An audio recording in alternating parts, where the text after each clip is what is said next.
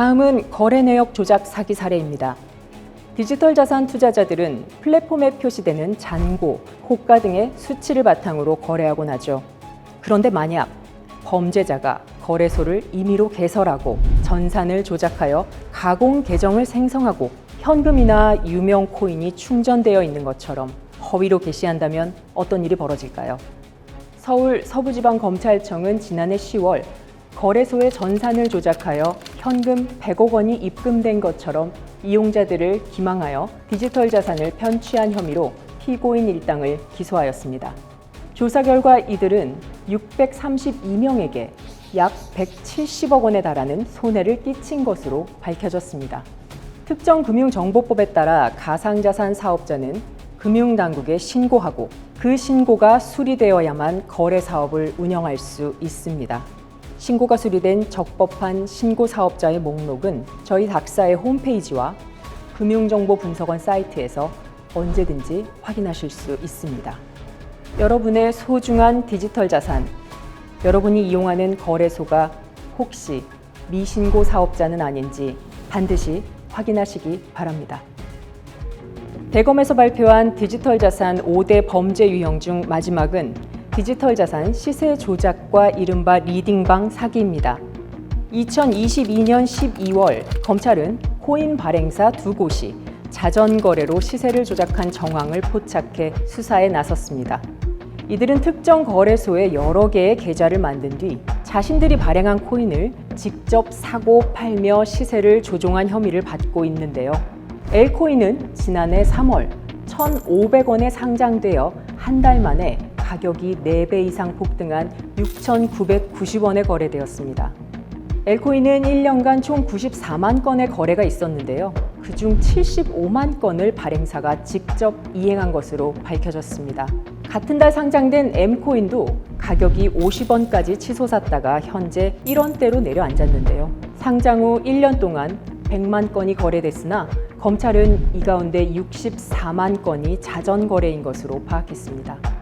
현재 국회에서 논의 중인 가상자산 이용자 보호 등에 관한 법률안에 따르면 누구든지 디지털 자산의 매매를 유인할 목적으로 그 매매가 성황을 이루고 있는 듯이 잘못 알게 하거나 그 시세를 변동시키거나 유지시키는 매매를 할 수 없고 이를 위반할 경우 1년 이상의 유기징역 또는 그로 인해 얻은 이익의 3배 이상 5배 이하에 상당하는 벌금에 처하도록 하고 있습니다. 전문가들도 여러분이 보유한 디지털 자산이 같은 가격으로 거래가 반복적으로 이루어지는 패턴을 보인다거나 투자자의 통상 활동 시간과는 동떨어진 시간대에 활발한 거래 체결이 이루어지는 경우 시세 변동을 목적으로 하는 자전 거래가 행해지고 있는 것은 아닌지 꼭 확인하시고 투자 판단에 신중을 기하실 것을 권합니다. 더욱 주의해야 할 점은 이러한 일당들은 인위적인 시세를 형성하고 수익을 얻기 위해 홍보용 채팅방을 통해 피해자들을 모집하는 치밀함을 보인다는 점입니다. 한 가지 사례를 살펴보겠습니다. A씨는 우연히 일명 투자 리딩방이라고 하는 오픈 채팅방에 들어가게 되었습니다. 방장은 A씨에게 특정 코인에 투자하면 매일 10%가 넘는 수익을 낼 수 있다며 비거래소 사이트 가입을 권유합니다.